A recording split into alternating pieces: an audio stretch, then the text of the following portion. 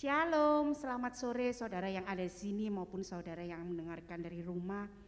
Biarlah sukacita senantiasa meliputi setiap kita. Sebelum kita memulai WAH pada sore hari ini, mari kita tundukkan kepala dan kita berdoa. Bapa, kami mengakui kedahsyatan-Mu. Kami mengakui perbuatan tangan-Mu yang ajaib bagi setiap kami. Sungguh kami bangga memiliki Allah seperti Engkau, Bapa yang tidak pernah meninggalkan kami sekalipun. Sebentar lagi kami mau memuji, meninggikan, mengagungkan dan menyembah Engkau. Kami mau bersorak-sorai dan kami mau masuk juga dalam hadirat-Mu yang kudus. Pimpin WAH kami pada sore hari ini, mulai dari awal hingga akhirnya nanti. Terpujilah nama-Mu Tuhan. Hanya di dalam nama Tuhan Yesus Kristus kami sudah siap. Haleluya. Amin. Semangat saudara, kita mau memuji Tuhan dan meninggikan Tuhan. Sebab Allah kita Allah yang dahsyat.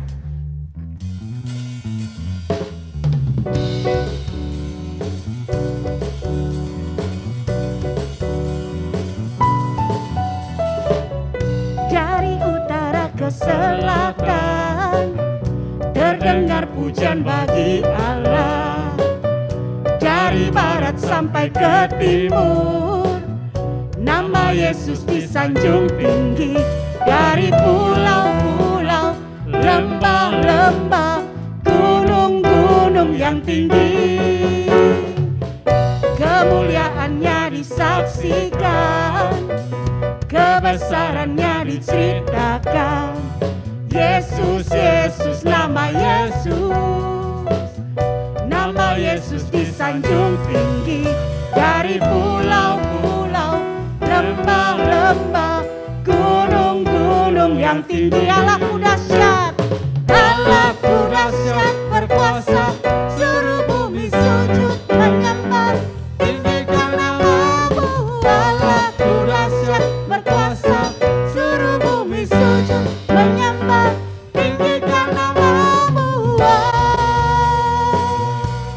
Lebih semangat lagi kita mau menyembah dan memuji Engkau.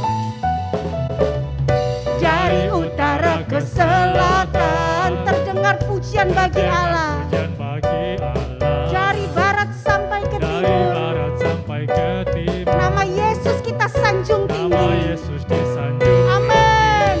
Dari pulau-pulau, lembah-lembah, gunung-gunung yang tinggi. Allahku dahsyat, Allahku dahsyat berkuasa, seluruh bumi sujud menyembah, tinggikan nama-Mu. Allahku dahsyat berkuasa, seluruh bumi sujud menyembah, tinggikan nama-Mu. Dia Allah yang dahsyat yang patut kita sembah. Dari utara ke selatan terdengar apa? Amin. Dari barat sampai ke timur, nama Yesus kita sanjung tinggi. Dari pulau-pulau, lembah-lembah, gunung-gunung yang tinggi,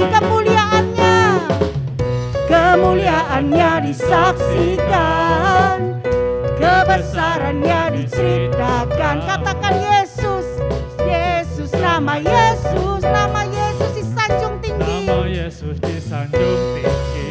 Dari pulau-pulau, lembah-lembah, gunung-gunung yang tinggi. Allahku dahsyat, Allahku dahsyat berkuasa, seluruh bumi sujud menyembah, tinggikan nama-Mu. Allahku dahsyat berkuasa, seluruh bumi sujud menyembah, tinggikan nama-Mu. Allahku dahsyat berkuasa, seluruh bumi sujud menyembah, tinggikan nama-Mu.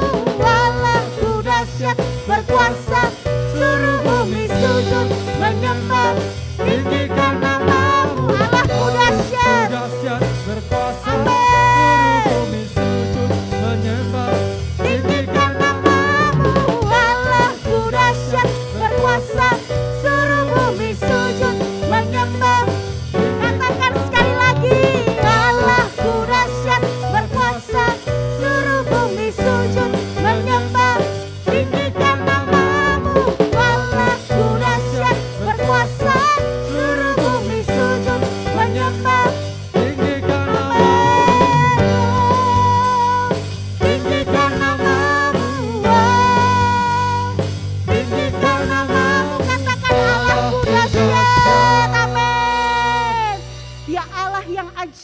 bagi setiap kita. Amin. Yo.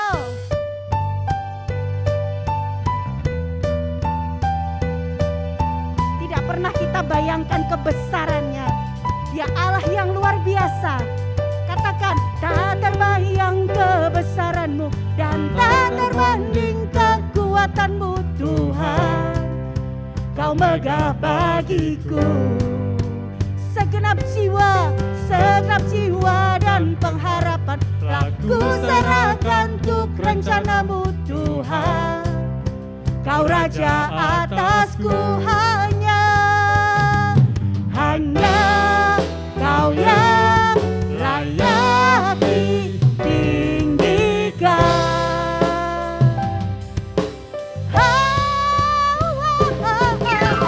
Ajaib Kau Tuhan, agung dan perkasa. Agung dan perkasa.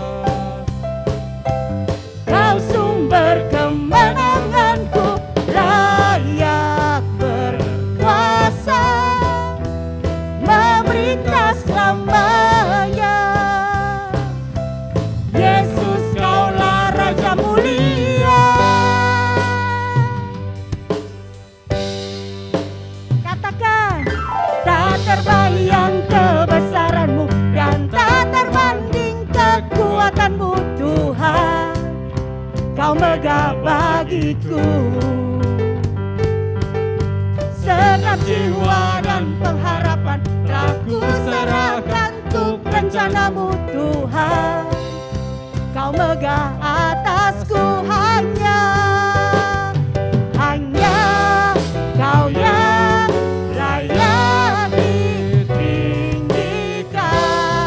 Here we go. Ajaib Kau Tuhan, agung dan perkasa. Kau sumber kemenanganku, layak berkuasa, memerintah selamanya. Yesus, Kaulah Raja mulia. Ajaib Kau Tuhan, agung dan perkasa. Kau sumber kemenanganku, layak berkuasa, memerintah selamanya. Katakan Yesus, Kaulah Raja mulia. Lebih semangat lagi kita memuji Tuhan. Katakan, tak terbayang kebesaranmu dan tak terbanding kekuatanmu Tuhan. Kau megah bagiku. Segenap jiwa dan pengharapan telah kuserahkan untuk rencanamu Tuhan. Kau Raja atasku, hanya Kau yang layak ditinggikan. Amin. Ajaib Kau Tuhan, agung dan perkasa. Kau sumber kemenanganku, layak berkuasa, memerintah selamanya. Yesus, Kaulah Raja mulia. ajaib Kau Tuhan, amin. Agung dan perkasa. Kau sumber kemenanganku, layak berkuasa, memerintah selamanya. Yesus, Kaulah Raja mulia. Raja mulia. Haleluya. Berikan sorak-sorai bagi Tuhan kita. Terpujilah namamu Tuhan.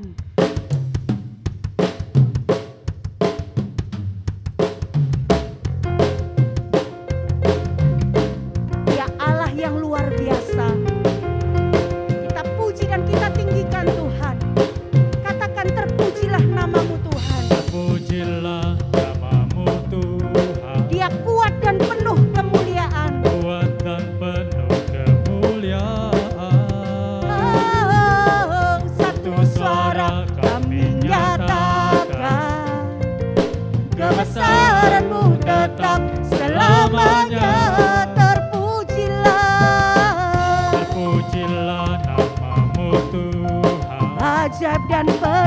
keagungan. ajaib dan penuh keagungan.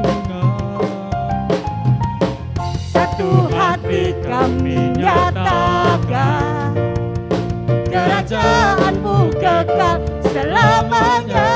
Katakan oh, oh, oh, oh, oh, Engkaulah Raja atas dunia yang menghancurkan kutuk, Yang menghancurkan kutuk dan membebaskan jiwa. Kami bersorak, bertepuk tangan. Engkau Tuhan berjaya dan memerintah untuk selamanya. Terpujilah Engkau Tuhan, terpujilah nama-Mu Tuhan. Kuat dan penuh kemuliaan, kuat dan penuh kemuliaan. oh, satu suara kami nyatakan, kebesaran-Mu tetap selamanya. Terpujilah, terpujilah nama-Mu, Tuhan, ajaib dan penuh keagungan. ajaib dan penuh keagungan. Satu hati kami nyatakan, kerajaan-Mu kekal selamanya. Amin.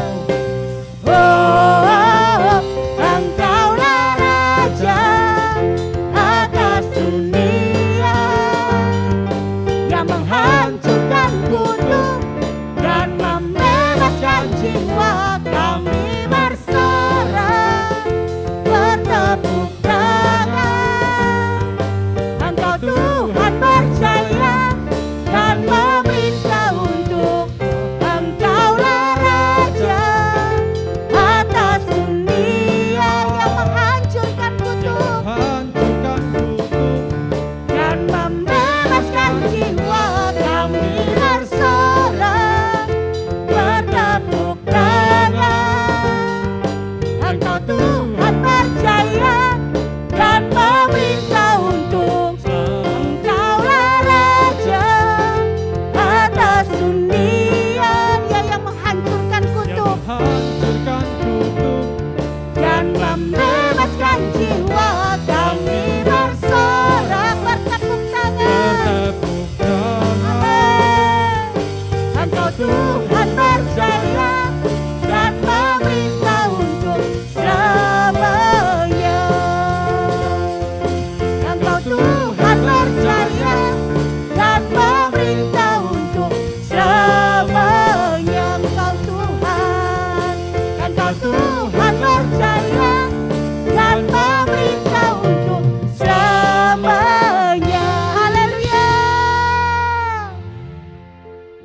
Sebelum kita masuk dalam hadirat Tuhan, saya mau bersaksi sedikit bahwa Allah kita itu Allah yang dahsyat. Saya pernah bercerita beberapa waktu lalu waktu saya memimpin pujian di WAH di tempat ini, bahwa pekerjaan saya itu mengalami penurunan yang lumayan karena efek pandemi.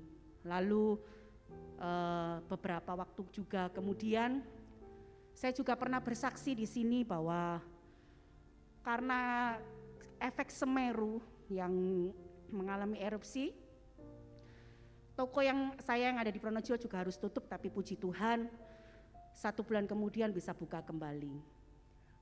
Dan hari ini tuh saya mau bersaksi bahwa Allahku itu Allah yang dahsyat, Allah kita itu Allah yang luar biasa.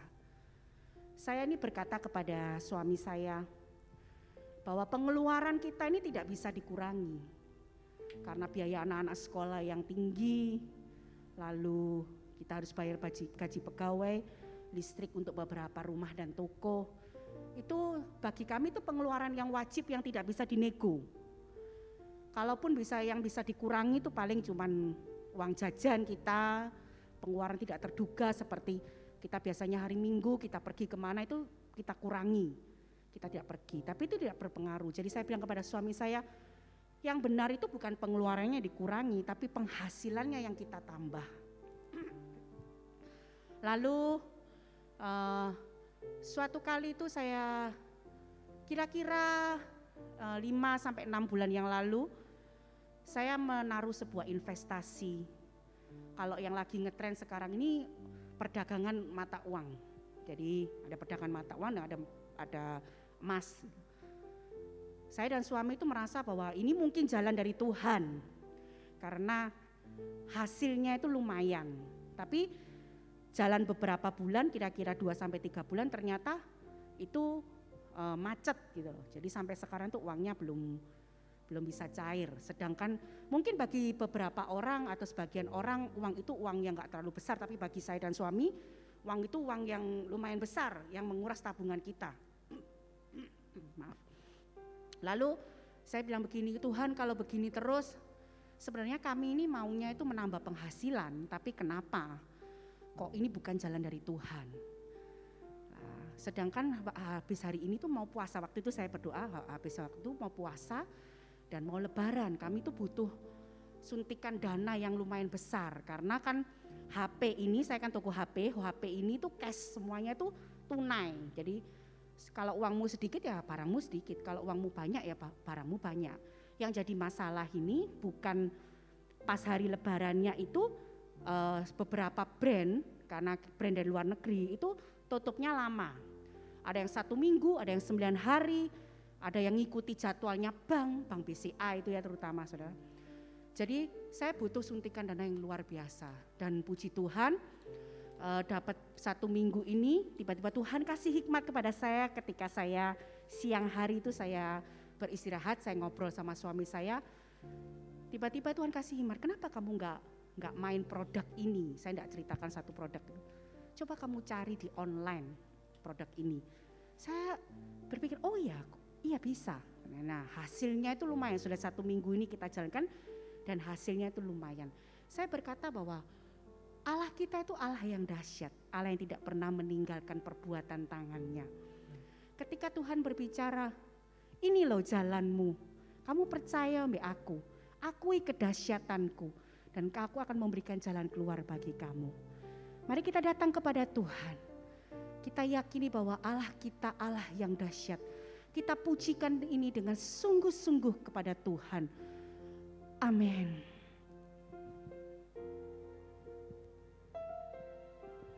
Betapa dahsyat Engkau Tuhan, pencipta segala yang ada, dulu sekarang sampai selamanya.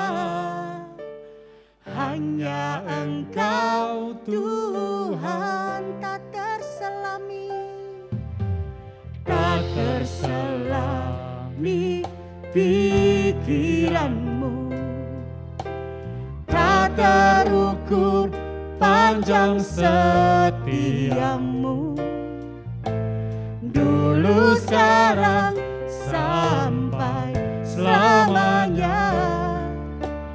Hanya Engkau Tuhan, ku sembah Engkau Yesus. Hanya Engkau Allah di hidupku, Allah di hidupku. Tiada yang lain, tiada yang lain, hanya Kau. Hanya Engkau Tuhan selamanya. Kau tetap Allah walau dunia semua bergoncang. Kau tak berubah, Kau tak berubah, Kau tetap Allah. Agungkan Tuhan, katakan betapa dahsyat Engkau Tuhan, betapa dahsyat Engkau Tuhan, Pencipta segala yang ada, dulu, sekarang, sampai selamanya. Hanya Engkau Tuhan, tak terselami, tak terselami pikiranmu, tak terukur panjang setiamu, dulu, sekarang, sampai selamanya. Hanya Engkau Tuhan ku sembah Engkau Yesus. hanya Engkau Allah di hidupku. Allah di hidupku. Tiada yang lain, hanya Kau, hanya Engkau Tuhan selamanya. Kau tetap Allah, walau dunia semua bergoncang. Kau tak berubah, Kau tetap Allah. Lebih dalam lagi kita memuji Tuhan. Betapa dahsyat Engkau Tuhan, Dia pencipta segala yang Pencipta ada, segala yang ada, dulu, sekarang, dan sampai selamanya, dulu, tak pernah sekarang, berubah. sampai selamanya. Katakan hanya Engkau Tuhan, Hanya Engkau Tuhan, tak terselami, tak terselami pikiranmu, dan tak terukur panjang kasih tak setiamu Tuhan. terukur panjang setiamu, Dulu, sekarang, dulu, sekarang, sampai selamanya. Hanya Engkau Tuhan. katakan ku sembah Engkau Yesus. Hanya Engkau Allah di hidupku. Tiada yang lain, tiada yang lain, hanya Kau, hanya Engkau Tuhan selamanya. Kau tetap Allah, walau dunia semua bergoncang, semua bergoncang. Kau tak berubah, Kau tetap Allah. Kita pujikan dengan pengertian yang benar. Betapa dahsyat Engkau Tuhan, pencipta segala yang ada, dulu, sekarang, sampai selamanya. Hanya Engkau Tuhan, tak terselami, tak terselami pikiranmu, tak terukur, Tak terukur panjang setiamu, dulu, sekarang, sampai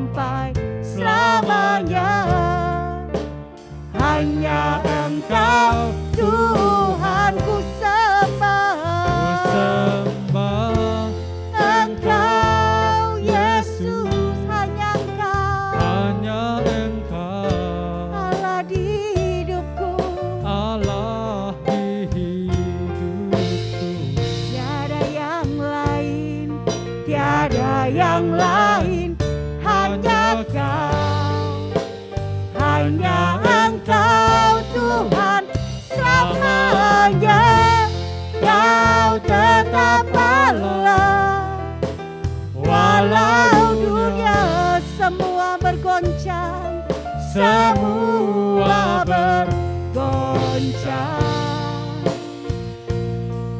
Kau tak berubah, Kau tetap Allah. Angkat tanganmu dan katakan, ku sembah Engkau Yesus, hanya Engkau, hanya Engkau Allah di hidupku. Tiada yang lain, hanya Kau, hanya Engkau Tuhan selamanya. Kau tetap Allah walau dunia semua bergoncang. Kau tak berubah, Kau tetap Allah. Ku sembah Engkau Yesus, hanya Engkau Tuhan, Hanya Engkau amin Allah di hidupku. Allah di hidupku. Yes Lord, yes Lord. Tiada yang lain, hanya Kau, hanya Engkau Tuhan selamanya. Kau tetap Allah walau dunia semua bergoncang. Kau tak berubah, Kau tetap Allah. Katakan, ku sembah, Ku sembah lebih sungguh-sungguh lagi. Engkau Yesus, Kita mau menyembah Allah yang kudus. hanya Engkau, Hanya Engkau Allah, Allah di hidupku. Tiada yang lain, hanya Kau, hanya Engkau Tuhan selamanya. Kau tetap Allah walau dunia semua bergoncang. Kau tak berubah, Kau tak berubah, Kau tetap Allah. Ku sembah Engkau Yesus, hanya Engkau Allah di hidupku, Allah di hidupku. Tiada yang lain, tiada yang lain, hanya Kau, hanya Engkau Tuhan selamanya. Kau tetap Allah walau dunia. Amin, kami percaya ya Tuhan. Semua bergoncang. Kau tidak pernah berubah, Kau tak berubah, Kau tetap Allah. Sekali lagi ku sembah Engkau Yesus, hanya Engkau, Hanya Engkau amin, Allah di hidupku. Tiada yang lain, hanya Kau, hanya Engkau Tuhan selamanya. Kau tetap Allah walau dunia semua bergoncang, semua bergoncang. Kau tak berubah, Kau tetap Allah.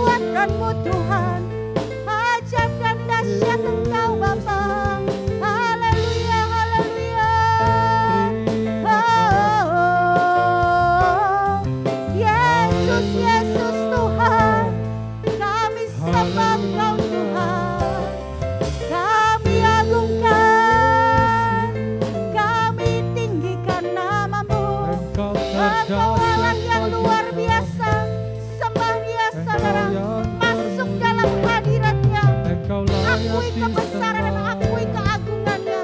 Dia Allah yang luar biasa, yang tidak pernah sekalipun meninggalkan perbuatan tangannya. Yesus, Yesus Tuhan. Haleluya, haleluya.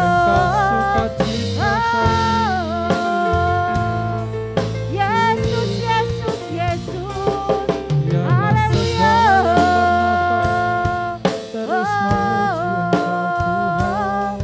Sembah Dia.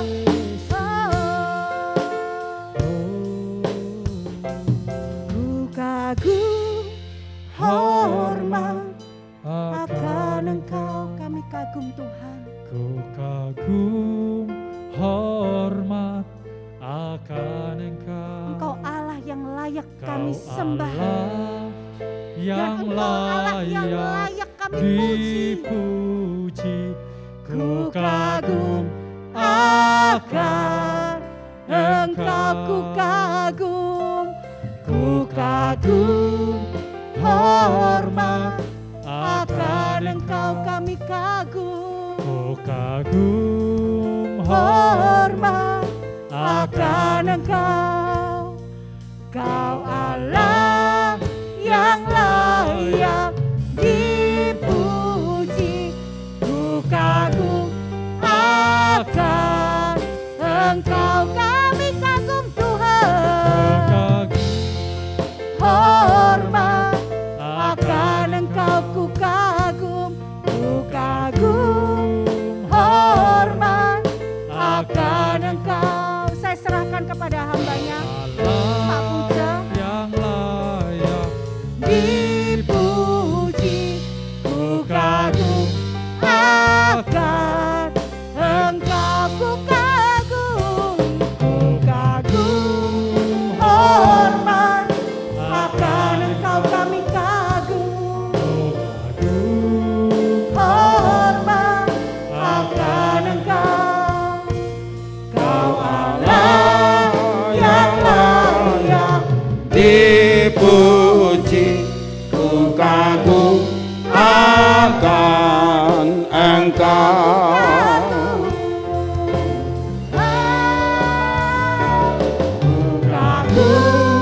Hormat Akan Engkau. Ku kagum hormat akan Engkau.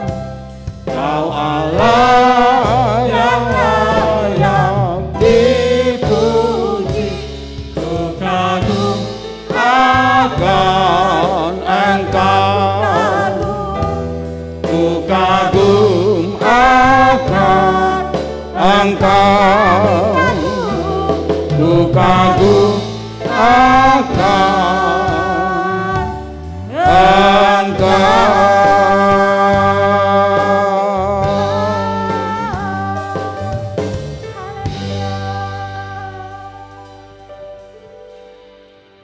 Kami bersyukur kepadamu Tuhan oleh karena kasih dan anugerah-Mu. Engkau memperkenankan kami sore hari ini untuk menerima pesan daripadamu Tuhan. Biarlah Tuhan berbicara dan Engkau memakai hamba untuk menjadi saluran-Mu. Dan biarlah yang mendengarkannya sama-sama diberkati. Kami menyerahkan pemberitaan firman ini dalam nama Tuhan Yesus Kristus. Haleluya. Amin. Shalom, selamat malam. Terima kasih Tuhan memberkati kita semua. Kasih karunia Tuhan menyertai kita. Mari malam hari ini kita belajar bersama-sama untuk melihat. Kita belajar bagaimana orang-orang yang hidup bersekutu dengan Tuhan. Bagaimana orang-orang yang hidup dalam persekutuan dengan Allah. Bagaimana orang-orang yang belajar untuk mempercayai Tuhan. Bagaimana orang-orang yang mengandalkan Tuhan dalam setiap pergumulan, setiap rancangan, setiap perjalanan kehidupannya. Kita akan membaca di dalam beberapa ayat di sini, beberapa bagian dalam kitab Kejadian pasal yang ke-24. Kita lihat dalam kitab Kejadian pasal 24, saya akan membacakan ayatnya yang ke-7. Dalam Kejadian pasal 24 ayat yang ke-7, Tuhan Allah yang empunya langit, yang telah memanggil aku dari rumah ayahku, serta dari negeri sanak saudaraku dan yang telah berfirman kepadaku serta yang bersumpah kepadaku, demikian kepada keturunanmu akan kuberikan negeri ini. Dialah juga akan mengutus malaikatnya berjalan di depanmu, sehingga engkau dapat mengambil seorang istri dari sana untuk anakku. Nah, Bapak Ibu Saudara sekalian, kita memahami bahwa ayat ini adalah bagian yang di dalamnya berbicara tentang bagaimana kisah Ribka dipinang bagi Ishak. Nah, kita melihat bahwa Abraham sudah tua, dan Alkitab kalau kita baca pasal 24, ia sudah menjadi tua. Dan dia merenungkan bagaimana keberadaan anaknya, bagaimana masa depan anaknya, bagaimana anak yang bujang, laki-laki yang ganteng, yang gagah ini tapi belum punya jodoh. Karena itu dia berpikir bagaimana untuk memperoleh seorang istri, bagaimana bisa mendapat seorang mantu untuk anaknya. Dia mulai berpikir tentang hal itu. Dan kemudian dia memanggil bujangnya, pembantunya yang bernama yang paling tua di dalam rumahnya itu. Dan dia mulai melepaskan niatnya. Dia mulai menyuruh, dia mulai memberikan tugas, dia mulai mendelegasikan tanggung jawab itu kepada pembantunya. Nama pembantunya adalah Eliezer. Nah, kita tahu bahwa soal urusan jodoh itu seperti zaman sekarang ini berbeda dengan zaman yang dulu. Urusan jodoh ini adalah urusan yang mungkin bagi kita itu hal yang gampang, itu hal yang sepele. Bagi masyarakat pada umumnya mereka merasa bahwa urusan jodoh adalah urusan yang sepele. Anak muda sekarang juga mungkin merasa itu hal yang gampang. Karena tinggal melihat, memilih, tinggal mana sesuai dengan bentuk dan yang cocok dengan hati dan yang cocok dengan mata, yang cocok dengan pikiran, ya sudah dapat. Tapi kisah ini kita lihat ini menarik luar biasa. Peristiwa ini luar biasa. Nah, Bapak Ibu Saudara yang diberkati oleh Tuhan, kita melihat bahwa ketika Bapak Abraham mulai merancangkan, mulai berpikir tentang masa depan anaknya. Karena zaman dulu orang tua yang mencari jodoh, bukan anak. Kalau zaman sekarang anak yang memilih. Zaman sekarang ini, situasi sekarang itu adalah jodoh di tangan anak. Artinya anak yang mencari, anak yang bergaul, anak yang menemukan, anak yang memilih, setelah itu kemudian memberitahukan kepada orang tuanya dan keluarganya mulai menetapkannya. Jadi langkah pertama biasanya di zaman sekarang adalah anak-anak yang lebih dulu memilih mencari untuk mendapatkan, bukan orang tua. Nanti setelah itu baru kemudian orang tua dilibatkan. Tapi kita melihat dari kisah ini luar biasa. Ishak tidak tahu, anaknya ini tidak tahu, pemuda ini tidak tahu apa-apa. Bapaknya yang merancangkan ini semua dengan pembantu daripada ayahnya. Jadi Abraham memanggil Eliezer dan berkata, engkau harus pulang pergi ke negeriku dan mengambil seorang istri bagi anakku. Kalau kita perhatikan ayat yang keempat berkata demikian. Dikatakan bahwa tetapi engkau harus pergi ke negeriku dan kepada sanak saudaraku untuk mengambil seorang istri bagi Ishak anakku. Nah, Bapak Ibu Saudara, tugas ini didelegasikan kepada Eliezer, pembantunya. Engkau pulang kembali ke negeriku, ambil istri dari sana. Sebab apa? Abraham tidak mau bahwa anaknya itu mendapatkan jodoh dari perempuan Kanaan di mana ia tinggal. Karena itu dia melarang bahwa tidak boleh Eliezer mengambil jodoh dari sana. Bahkan kalau kita lihat dialognya luar biasa antara Eliezer pembantunya dengan Abraham. Karena Eliezer bilang begini di alam ayatnya yang kelima. Lalu berkatalah hambanya itu kepadanya, mungkin perempuan itu tidak suka mengikuti aku ke negeri ini. Haruskah aku membawa anakmu itu kembali ke negeri dari mana Tuanku keluar? Tetapi Abraham berkata kepadanya, awas, jangan kau bawa anakku itu kembali ke sana. Nah, kita melihat bahwa di sini adalah bahwa sebuah penegasan yang luar biasa. Abraham bilang tidak. Sebab apa? Kenapa? Begitu tugas ini disampaikan Abraham, pergilah ke negeriku dan ambillah seorang istri bagi anakku.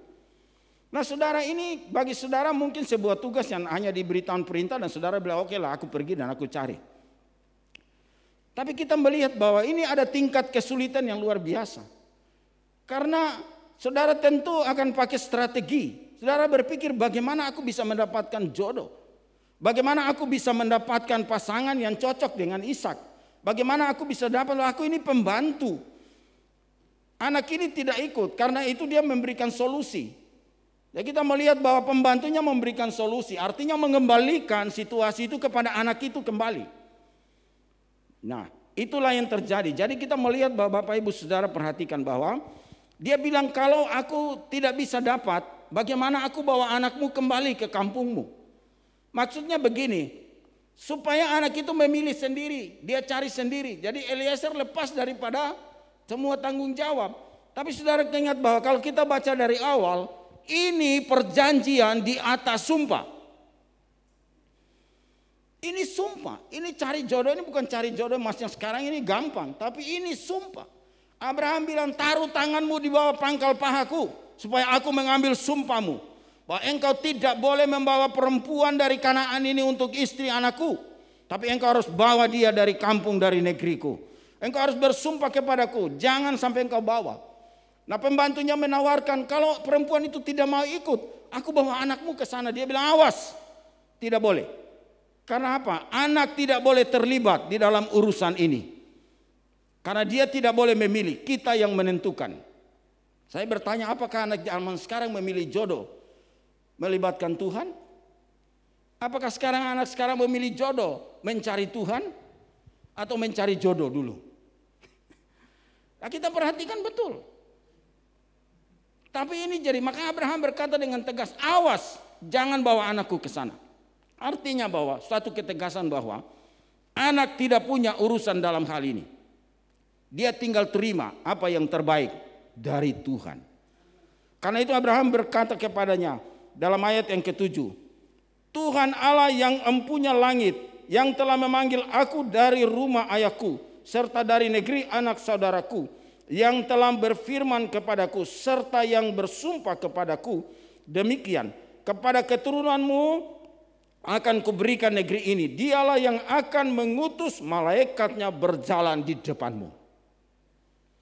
Jadi kita melihat bahwa pembantunya Eliezer menerima sebuah amanat. Amanat ini kan tidak dijabarkan secara jelas. Cuma dibilang aja, pergi ke kampungku dan ambil istri bagi Ishak. Loh, ini sebuah, tapi tidak dikasih tahu bagaimana caranya, bagaimana metodenya, bagaimana rumusannya, bagaimana apa itu. Sehingga dia berpikir bahwa kalau aku tidak bisa menemukan anak ini, ku bawa supaya dia cari sendiri. Abraham bilang tidak. Jangan coba-coba bawa anakku ke sana. Tuhan yang menyertai aku, dia akan mengutus malaikatnya berjalan di depanmu. Nah, sekarang kita berpikir bagaimana menerjemahkan penyertaan malaikat. Apakah kita atau Eliezer akan tinggal dan tunggu, dia jalan saja dan dia tidak buat apa-apa? Apakah dia tidak mencari Tuhan? Atau dia mengandalkan malaikat seperti perkataan tuannya kepadanya bahwa malaikat Tuhan akan menyertai engkau? Kadang-kala kita berpikir bahwa bagaimana cara Tuhan bekerja dalam hidup kita. Dan kita kadang-kala apakah kita tinggal diam dan tidak melakukan apa-apa? Kalau saudara perhatikan, Alkitab ayat selanjutnya berkata demikian. Ayatnya yang ke-9 berkata, lalu hamba itu meletakkan tangannya di bawah pangkal paha Abraham, tuannya, dan bersumpah kepadanya tentang hal itu. Sumpah. Jadi amanat ini itu didasari atas sebuah sumpah, saudara. Amanat ini itu atas dasar sumpah. Jadi sumpah tentang hal itu bahwa tidak boleh membawa perempuan lain kecuali dari negeriku. Dan setelah itu kemudian Alkitab berkata, kemudian hamba itu, ayat 11 berkata, ayat 10 berkata, kemudian hamba itu mengambil 10 ekor dari unta tuannya dan pergi dengan membawa berbagai-bagai barang berharga kepunyaan tuannya. Demikianlah ia berangkat menuju Aram Mesopotamia ke kota Nahor. Kita melihat pembantunya ini membawa harta yang banyak. Saudara lihat berapa? 10 unta. Saudara tinggal hitung saja, kita hitung 10 unta itu berapa banyak harta. Emas. Perkara. Pertanyaannya, apakah dengan harta itu bisa menjadi jaminan untuk mendapatkan jodoh? Apakah dengan kekayaan itu bisa mendapatkan jodoh? Banyak orang sekarang memakai metode itu, tapi pada akhirnya gagal di perjalanan. Banyak orang memilih dengan menggunakan logikanya, tidak menang. Pembantunya membawa harta banyak, pergi. Mungkin saya pikir bahwa dia membawa harta banyak itu bahwa dia bisa dapatkan anak perempuan, tidak. Bagaimana cara malaikat menuntun dia? Dan malaikat membawa, dan dia mulai pergi. Kemudian ayat selanjutnya bersana, sampai tiba di negeri di mana di Mesopotamia, di tempat Abraham keluar. Ayat 11 berkata, di sana disuruhnya unta-unta itu berhenti di luar kota dekat suatu sumur pada waktu petang hari, waktu perempuan-perempuan keluar untuk menimba air. Nah, saudara lihat, apa yang dilakukan oleh Abraham itu sederhana, tetapi Eliezer melakukan tanggung jawab yang sangat berat. Abraham memberikan sebuah perintah, pergi dan ambil istri. Tapi yang menerima amanat ini berpikir bagaimana caranya. Dan akhirnya saudara, kita belajar dari Eliezer. Dia mengandalkan campur tangan Tuhan.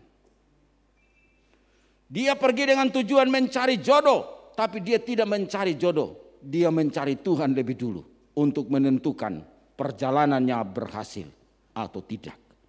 Karena itu di ayat selanjutnya berkata, lalu berkatalah, ayat 12 berkata, lalu berkatalah ia, Tuhan Allah, Tuhanku Abraham, buatlah kiranya tercapai tujuanku pada hari ini. Tunjukkanlah kasih setiamu kepada Tuhanku Abraham.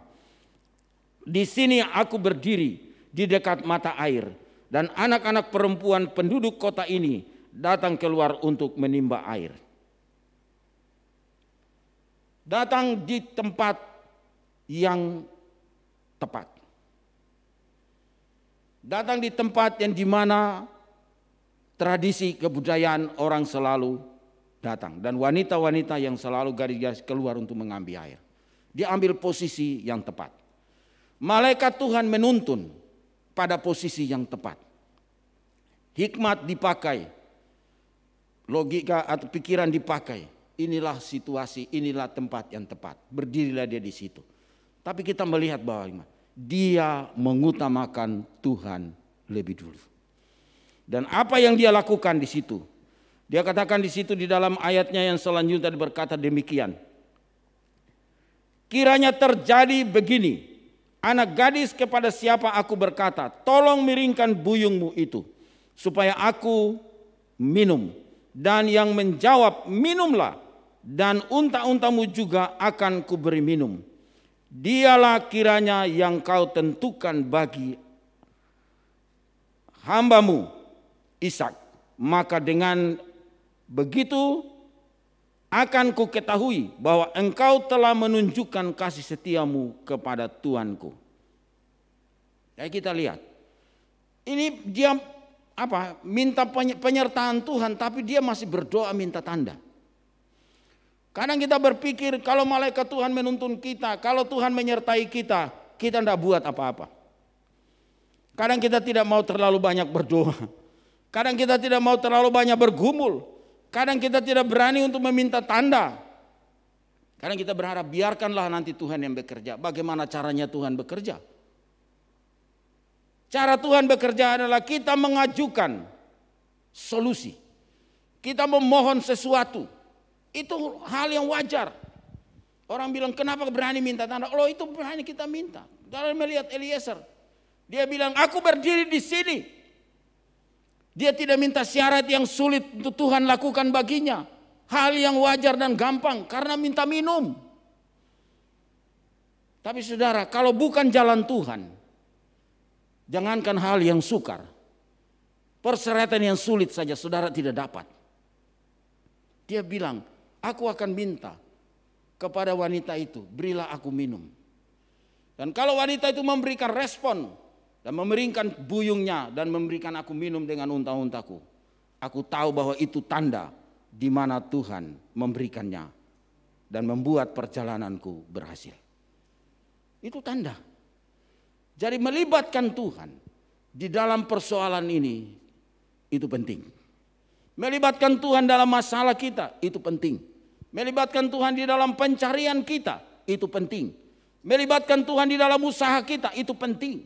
Melibatkan Tuhan di dalam segala rancangan kita, itu penting. Karena saudara, kita kalau pikir secara, saya berpikir renungkan ini tanggung jawab besar Eliezer. Ada apa? Di bawah sumpah. Di bawah sumpah. Dan kemudian diutus, dia bilang pergi dan ambil istri. Ini bukan pergi untuk ambil barang. Kalau saudara pergi dan kita disuruh ambil barang mah gampang. Kita ke sana cari ketemu barangnya kita bawa. Ini pergi ambil jiwa. Ini pergi ambil manusia. Ini pergi berhadapan dengan orang yang punya logika, punya pikiran, punya intelektual, punya pandangan, punya pilihan. Sulit. Karena kesulitan itulah dari awal Eliezer menawarkan persoalannya. Dia bilang kalau wanita itu tidak mau ikut saya, bagaimana kalau saya bawa anakmu ke sana? Abraham bilang awas jangan.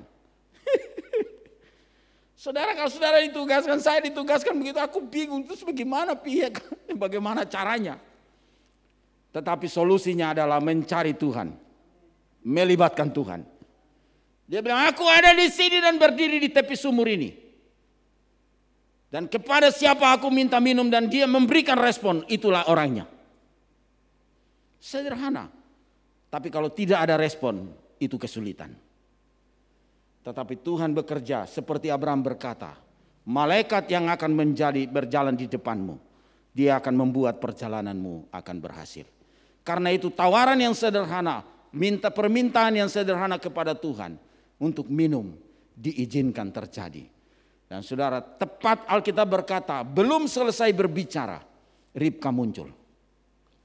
Membawa buyungnya dan turun menimba air di sumur. Kemudian kembali.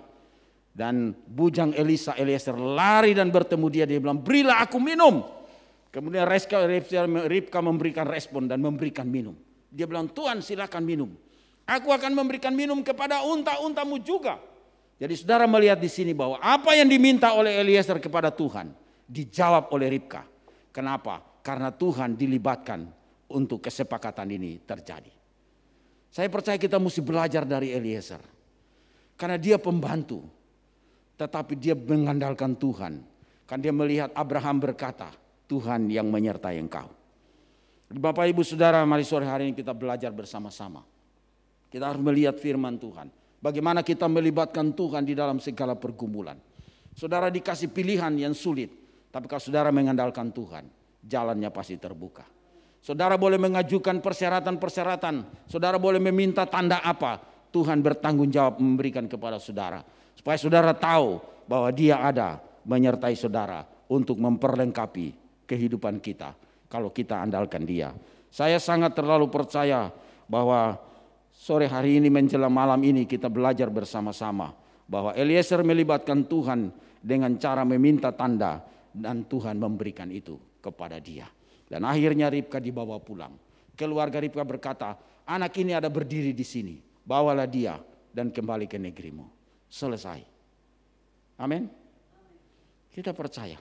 Saya bilang ini luar biasa. Karena saya melihat bahwa hanya satu tugas. Tapi tidak dikasih tahu bagaimana caranya. Caranya Tuhan yang melakukannya.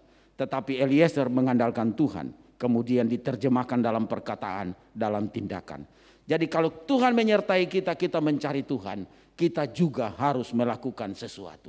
Ada dialog yang kita lakukan dengan Tuhan. Dan kita melihat bagaimana apa yang kita lajukan kepada Tuhan dijawab oleh Tuhan. Kita akan berjalan terus. Dan saya percaya Tuhan memberkati kita. Ada pertanyaan, apakah kita selalu harus meminta tanda? Tidak juga. Tapi kita percaya dan beriman kepada Tuhan. Kadang-kala kita meminta tanda, belum tentu tanda itu benar. Tapi kita harus mengujinya. Persyaratan yang kita selalu bilang kepada Tuhan, Tuhan, yang sederhana saja seperti yang Eliezer lakukan. Aku hanya minta minum. Karena itu berhubungan dengan sumur, itu berhubungan dengan air, itu berhubungan dengan tempat. Dan itu adalah permohonan yang wajar. Orang minta minum, itu gampang. Tetapi kadangkala tidak bisa terjadi kalau bukan Tuhan yang bekerja. Kadangkala tidak bisa terjadi karena itu bukan rancangan Tuhan. Tapi yang sederhana itu bisa terjadi, Tuhan dilibatkan di dalamnya. Puji nama Tuhan, terima kasih. Mari kita belajar bersama-sama untuk melibatkan Tuhan dan menghadirkan Tuhan dalam segala perjalanan pergumulan kehidupan kita. Tuhan memberkati kita. Mari kita berdoa kepada Tuhan, kita akan menutup acara kita pada malam hari ini. Tuhan, kami bersyukur kepadamu malam hari ini untuk Engkau berbicara kepada kami dan menyampaikan pesan-Mu. Bahwa ketika kami menghadapi polemik, ketika kami menghadapi persoalan, ketika kami menghadapi tantangan, ketika kami menghadapi segala sesuatu yang bagi kami sulit, tapi kami belajar mencari Engkau lebih dahulu. Kami belajar untuk menanyakan kepadamu. Kami belajar untuk memberikan Engkau yang memberikan prioritas. Kami belajar untuk meminta tanda dan Engkau yang menunjukkannya. Bukalah mata kami, bukalah hati kami, bukalah pikiran kami untuk selalu melihat bahwa Engkau hadir untuk memberi solusi. Karena itu Tuhan bekerja dan beracara dalam hidup kami. Setiap pencarian kami dalam kehidupan, apakah itu usaha, apakah itu pekerjaan, apakah itu bisnis, apakah segala sesuatu dalam pencarian, kami belajar melibatkan Tuhan.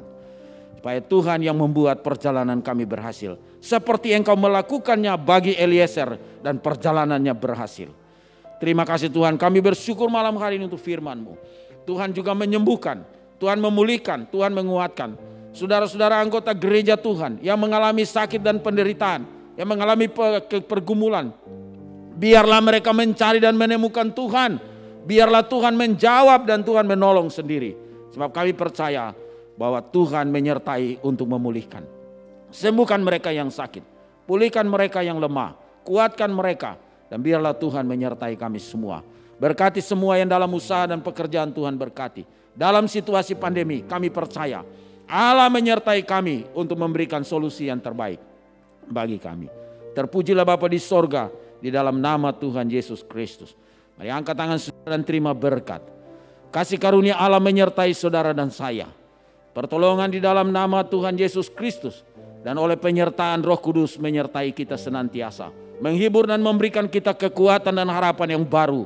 Bahwa Engkau menyertai kami senantiasa. Dari sekarang ini sampai selama-lamanya. Haleluya. Amin.